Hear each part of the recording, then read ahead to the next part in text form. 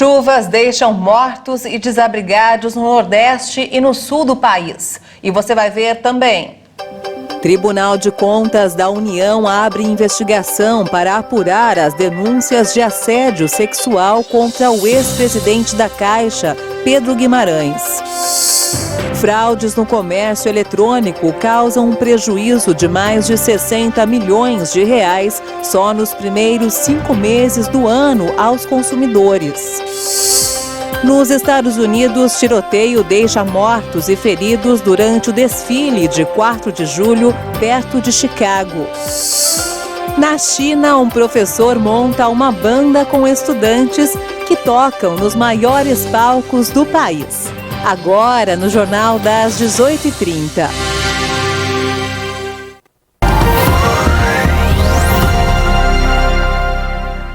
Olá, boa noite. São 18h31 pelo horário de Brasília e você acompanha agora as principais notícias do Brasil e do mundo desta segunda-feira. O Nordeste do Brasil está enfrentando grandes quantidades de chuva nos últimos dias que trouxeram consequências como enchentes, deslizamentos e transbordamentos. Alagoas, Pernambuco e Rio Grande do Norte são os estados mais atingidos. No norte, Amazonas também sofreu estragos. O governo federal reconheceu nesta segunda-feira, em publicação do Diário Oficial da União, a situação de emergência em 12 cidades de Alagoas, Amazonas, Bahia, Pernambuco e Rio Grande do Norte. Um dos estados mais atingidos pelas chuvas, Alagoas, registrou 2 mortes neste fim de semana. Cerca de 56 mil pessoas foram afetadas até o momento. Há mais de 50 municípios em situação de emergência e as enchentes também atingem a capital Maceió. Em apenas 4 dias do mês de julho, cidades alagoanas registraram uma quantidade de chuvas maior do que a média prevista para todo o mês. Foram mais de 300 milímetros de precipitação. Pernambuco possui 29 municípios atingidos pelas chuvas, sendo que 15 já encaminharam decretos de situação de emergência. A Central de Operações da Defesa Civil do Estado registrou até o momento 1.085 pessoas desabrigadas e 5.988 desalojadas em todos os municípios atingidos. No Rio Grande do Norte, a capital Natal também decretou estado de calamidade hoje. Em 12 horas, a capital registrou mais da metade do volume de água esperado para todo o mês de julho. A cidade enfrentou alagamentos, abertura de crateras, deslizamentos, queda de árvores e edifícios interditados devido ao risco de desabamento. A prefeitura designou 3 escolas municipais para receber as vítimas nos próximos dias. No sul do país, Santa Catarina também está sofrendo com os temporais. 3 municípios tiveram a situação de emergência declarada. Braço do Norte, Braço do Trombudo e Iomerê estão sofrendo enxurradas, deslizamentos e chuvas intensas. O Tribunal de Contas da União abriu uma investigação para apurar as denúncias de assédio sexual contra o ex-presidente da Caixa, Pedro Guimarães. A apuração começou após uma representação do Ministério Público junto ao Tribunal de Contas da União, que foi feita no último dia 30. Pedro Guimarães deixou a presidência do banco no dia 29, após diversas denúncias serem relatadas por funcionárias do banco. O pedido do MP foi feito pelo subprocurador Lucas Rocha Furtado. Na representação, ele afirma que, quando praticado no âmbito da administração pública, o assédio gera percepção na sociedade de que as instituições estatais não se pautam em valores morais nem são conduzidas segundo os elevados padrões de conduta. De acordo com as denúncias, Guimarães teria assediado funcionárias do banco em eventos e viagens de trabalho, especialmente em ações do Caixa Mais Brasil, programa criado pelo governo federal para dar visibilidade à Caixa em todo o país. Há denúncias de aproximação física e toques indesejados. E a nova presidente da Caixa Econômica Federal, Daniela Marques, afirmou hoje que o banco vai apurar com rigor e independência as denúncias de assédio sexual e moral que levaram à queda do antigo presidente Pedro Guimarães. Os funcionários que trabalhavam no gabinete do ex-presidente foram afastados como parte das apurações, segundo Marques. Na semana passada, após ter sido denunciado publicamente, Guimarães deixou o cargo, negando as acusações. A partir de hoje, a conta de luz ficou mais cara em São Paulo, com 10,4% de aumento. A Agência Nacional de Energia Elétrica aprovou o reajuste anual das tarifas da distribuidora aos consumidores, em média 12% em outros 9 estados. Mas a redução do ICMS com alíquota máxima de 17% a 18% deve ajudar a frear o impacto do aumento para o consumidor. O objetivo é segurar a inflação, que acumula alta de 12,04% nos últimos 12 meses, segundo a prévia para o mês de junho, calculado pelo IBGE. A PEC aprovada no fim de junho deve causar uma queda de 9% nas contas de energia. As fraudes no comércio eletrônico já causaram um prejuízo aos consumidores de mais de 60 milhões de reais só nos primeiros 5 meses do ano. Os estados do sudeste do país são os mais atingidos pelos golpistas. Não é de hoje que a Cláudia faz compras pela internet. Normalmente faço várias buscas, mas eu tenho alguns 2, 3 sites que eu confio e eu sempre vou procurar neles.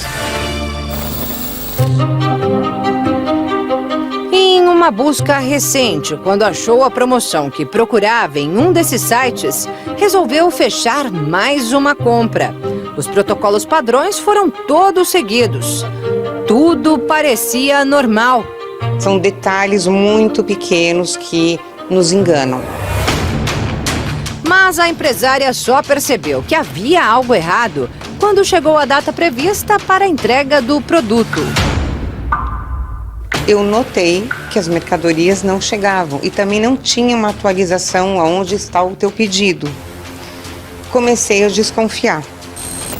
Tentei entrar dentro dos e-mails, tinha um e-mail de contato, número para você discar caso tivesse algum problema.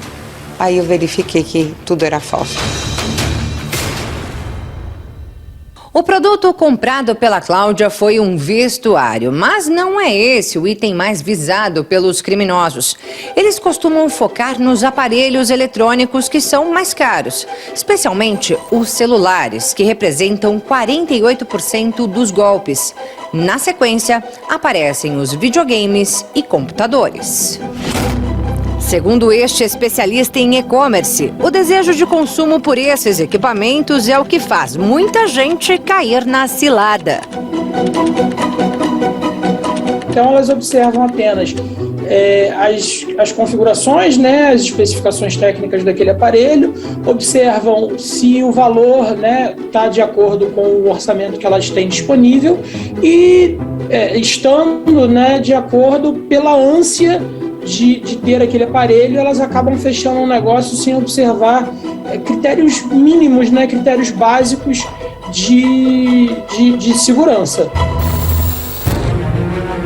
Uma pesquisa realizada pela plataforma de compra e venda online OLX e pela Companhia de Proteção de Identidades Digitais, Allow.me, mostra que entre janeiro e maio de 2022, golpistas acumularam prejuízo de 62 milhões e 900 mil reais em todo o país. O Sudeste foi a região com mais fraudes confirmadas no período, com 3 estados no topo do ranking: São Paulo, Rio de Janeiro e Minas Gerais. Então, atenção às orientações. Antes de efetuar uma compra, observe se o site disponibiliza o CNPJ, telefone e endereço da empresa. Verifique no Google o grau de segurança e confiabilidade da página. Pesquise a reputação do site no consumidor.gov ou no Reclame Aqui. Sempre desconfie de grandes descontos. E cuidado com as ofertas que surgem nas redes sociais. O que a gente indica é que o consumidor, assim que ele verifique que aquele link ali, aquele anúncio, ele se trata de um golpe, que ele denuncie esse anúncio às plataformas de redes sociais, para que elas dessa forma consigam tirar aquele anúncio do ar, e dessa forma também impeçam que outras pessoas caiam nesse tipo de golpe através desses anúncios. A Cláudia diz que aprendeu a lição. Tem que realmente prestar atenção, agora é comigo a coisa. E você vai ver ainda nesta edição, nos Estados Unidos, tiroteio deixa mortos e feridos durante desfile de 4 de julho, perto de Chicago. E ainda, na China, um professor monta uma banda com estudantes que tocam nos maiores palcos do país. Os detalhes você acompanha em instantes. Até já!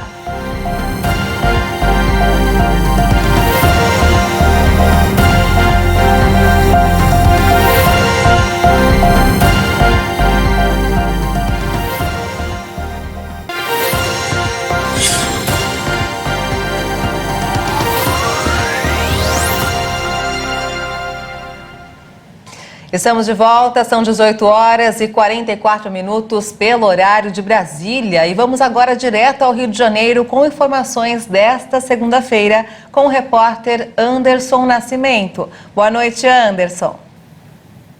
Boa noite, Maria Alice. Já desejo a todos e a você uma ótima semana. E falando nisso, o Rio de Janeiro começou com uma boa notícia. O preço dos combustíveis estão mais baixo. A partir desta segunda-feira, os postos do estado do Rio de Janeiro têm que baixar o preço da gasolina, do diesel e do GNV, em função da redução do ICMS sobre combustíveis. Os postos tiveram o fim de semana para ajustar os novos valores. Nas bombas, a redução do preço dos combustíveis em média, está sendo de 70 centavos. O metro cúbico do GNV, que custava R$ 5,99, baixou para R$ 5,05. Houve redução também no valor do litro do etanol, que foi de R$ 5,89 para R$ 5,49. A promessa do posto é que ao longo do tempo outras quedas aconteçam. Para fiscalizar esse processo, o Procon do Rio realiza uma operação nos postos e aqueles que não reduzirem o preço serão multados. O objetivo da ação é verificar se estão cumprindo o decreto emitido na última sexta-feira, baixando a alíquota estadual do ICMS dos combustíveis de 34% para 18%. Essa redução vai representar uma perda de 4 bilhões de reais na arrecadação do estado do Rio.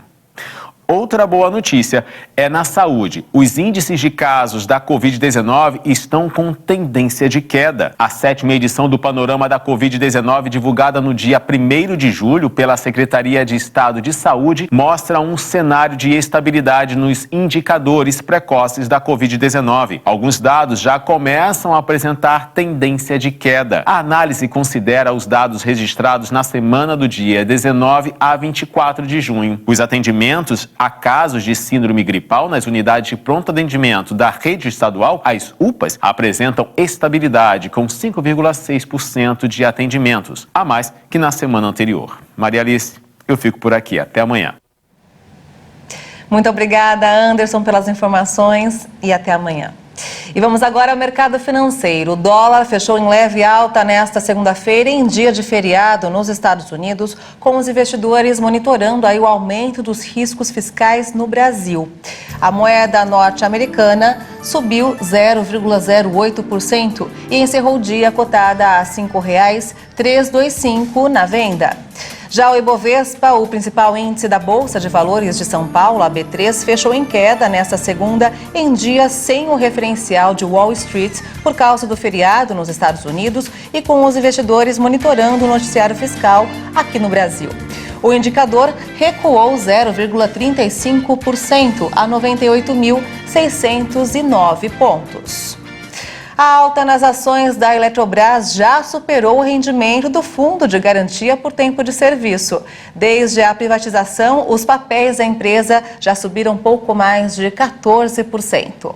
A Eletrobras concluiu o seu processo de privatização em 13 de junho, após ofertas primárias e secundárias de ações que fizeram o governo deixar de ser o acionista majoritário. Desde que foi aberta para investimento de trabalhadores que tinham saldo no FGTS, o papel valorizou pouco mais de 14%, passando de R$ 40,10 para R$ 45,85 na última semana. O FGTS tem rendido entre 5% e 5,5% ao ano e existem alguns aditivos que podem fazer com que o rendimento chegue à casa de 9%. Baseado nesse valor e considerando a alta das ações da Eletrobras, uma pessoa que optou por usar parte do valor que possui no FGTS para comprar ações durante a oferta teve um rendimento de mais de 1 ano e meio do fundo. O cenário é favorável para a Eletrobras e especialistas acreditam em um potencial para que as ações subam ainda mais. Economistas afirmam que mesmo com um alto rendimento em relação ao FGTS, não significa que os investidores devam vender as ações assim que for possível, ou seja, em 12 meses. Isso porque o setor elétrico brasileiro tem uma perspectiva positiva no médio e longo prazo, já que o Brasil tem previsão no crescimento de demanda. Líderes mundiais e organizações internacionais se reuniram na Suíça para criar um plano de reconstrução da Ucrânia depois da guerra. Enquanto isso, a ofensiva russa avança no leste do país e aumenta os bombardeios em cidades da província de Donetsk. As forças armadas ucranianas confirmaram que a Rússia tomou de vez a cidade de Lysychansk, que vinha resistindo há semanas aos bombardeios. Com essa conquista, a Rússia assumiu o controle total da região de Luhansk e agora mudou o foco para a província vizinha Donetsk. Antes da guerra, o presidente russo Vladimir Putin havia reconhecido a independência dessas duas províncias que formam a região separatista do Donbass. Apesar de ter perdido o controle das cidades, o presidente da Ucrânia, Volodymyr Zelensky, prometeu recuperar a região com a ajuda de armas fornecidas pelo Ocidente. Zelensky participou hoje virtualmente de uma conferência na Suíça, que contou com dezenas de países e organizações internacionais. O grupo elabora um grande plano para a reconstrução da Ucrânia. O custo foi estimado em 750 bilhões de dólares. Mas, segundo o presidente Volodymyr Zelensky, o investimento teria impacto mundial. É por isso que a reconstrução da Ucrânia vai ser a maior contribuição para apoiar a paz mundial. Podemos provar que o mundo democrático é mais forte, que a Europa é mais poderosa, que nossos valores não podem ser destruídos. E definitivamente vamos fazer isso. Cerca de 1.000 autoridades de países aliados da Ucrânia, instituições internacionais e membros do setor privado estão reunidas em Lugano para traçar as linhas da futura reconstrução da Ucrânia. Zelensky falou por videoconferência, mas enviou uma delegação com aproximadamente 100 pessoas. O objetivo da reunião é elaborar uma espécie de plano Marshall, em referência ao programa econômico americano, que ajudou a recuperar a Europa Ocidental das ruínas da Segunda Guerra Mundial. E mais 2 brasileiros perderam a vida na guerra da Ucrânia. O gaúcho Douglas Rodrigues Búrigo, de 40 anos, que estava alistado na tropa ucraniana, morreu durante um bombardeio em Kharkiv. A vítima, que estava no país desde o dia 22 de maio para ajudar os pais, vivia em São José dos Ausentes. Outra combatente brasileira, Thalita do Vale, também teria perdido a vida do mesmo combate em junho. Outro gaúcho, André Luiz Hack, de 44 anos, foi o primeiro brasileiro morto no conflito no leste europeu. E nos Estados Unidos, durante um desfile no norte de Chicago, pelo dia da independência do país, um atirador disparou tiros, conforme informou a polícia americana. Segundo a imprensa local, ao menos 6 pessoas morreram e mais de 20 ficaram feridas. O responsável pelo ataque ainda não foi preso. O gabinete do xerife do condado de Lake informou que está ajudando a polícia de Highland Park após o tiroteio no desfile. Brad Schneider, representante de Illinois na Câmara Baixa do Congresso, que estava na cidade para a comemoração, sugeriu no Twitter ter ouvido falar sobre perda de vidas e deu pêsames à família e aos entes queridos.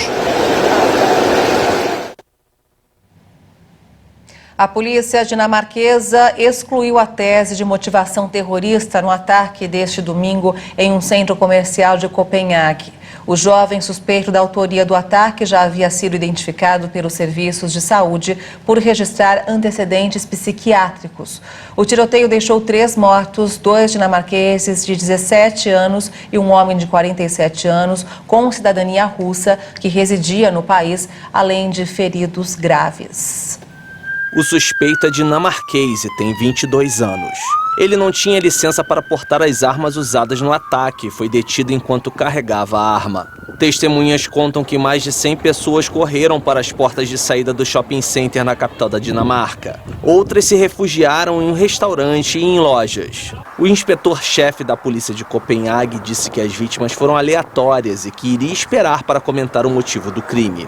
Ele afirmou que não há indicação de que o suspeito tenha trabalhado com outras pessoas. O jovem deve comparecer ao tribunal para uma audiência preliminar e será formalmente acusado de homicídio. Mais 4 pessoas baleadas foram identificadas. São 2 mulheres dinamarquesas, uma de 40 anos e outra de 19, e 2 cidadãos suecos, um homem de 50 anos e uma menina de 16. Todos estão em estado grave. Na Itália, o deslizamento da geleira da Marmolada deixou pelo menos 8 vítimas. Equipes de resgate afirmam que há poucas chances de sobreviventes após a maior geleira dos Alpes italianos se romper. Mais de 10 pessoas estão desaparecidas. Entre os mortos estão pelo menos 3 cidadãos italianos, dos quais 2 eram guias alpinos e 1 da República Tcheca. O desastre natural aconteceu no domingo, após uma onda de calor. Os drones estiveram em operação a noite toda e ainda estão, agora guiados por operadores em busca de sobreviventes. A busca continua com segurança com os drones enquanto aguardam para verificar a firmeza da geleira. Neste momento é difícil para os operadores em uma situação perigosa. Na véspera foi registrada uma temperatura recorde de 10 graus no topo da geleira, enfraquecida pelo aquecimento global. A onda de calor que atingiu toda a península italiana acelerou o derretimento. De acordo com o relatório do painel intergovernamental sobre mudanças climáticas divulgado em 1º de março, o derretimento do gelo e da neve é uma das 10 principais ameaças causadas pelo aquecimento global. O IPCC alertou que as geleiras da Escandinávia, Europa Central e Cáucaso podem perder de 60% a 80% de sua massa até o final do século. Muitos devem se lembrar do filme Escola de Rock, do astro da comédia Jack Black. Pois bem, em uma região remota no sudoeste da China, a história se repetiu. Um professor fã do gênero musical formou uma banda composta por estudantes. O projeto está fazendo sucesso e eles já tocaram em alguns dos maiores palcos do país, ao lado de bandas chinesas famosas. Vamos ver. Em uma região pobre e montanhosa na província de Guizhou, surgiu a banda Haiga Youngsters, que é formada por alunos da escola primária de Haiga Village. Com incentivo e determinação do professor Gu Ya, um fã de rock, os estudantes puderam explorar novos horizontes. Em 2020 e 2021, a banda tocou para dezenas de milhares de fãs de rock ao lado de artistas chineses de renome. Há 8 anos havia apenas um professor e poucos alunos eram ensinados em uma sala de aula improvisada. As crianças tinham oportunidades escassas de praticar esportes e aprender artes e música. No começo, eles não sabiam nada sobre bandas ou instrumentos. Então, no início, ensinamos acorde por acorde. Agora as crianças estão felizes, se comunicam com os outros e estão mais confiantes. Após fazer sucesso nas redes sociais, com mais de 50 milhões de visualizações em uma plataforma local, doações começaram a chegar de todo o país. Foram enviadas guitarras, baixos, baterias e outros instrumentos musicais, o que permitiu que todos os alunos tivessem seus próprios equipamentos. Atualmente, a escola tem instalações próprias e abriga 95 alunos e 13 professores. A experiência de estar na banda tem sido inspiradora para os alunos que sonham com um futuro na música. Estou muito feliz por fazer parte da banda. Quando eu crescer, quero cursar música na Universidade de Pequim.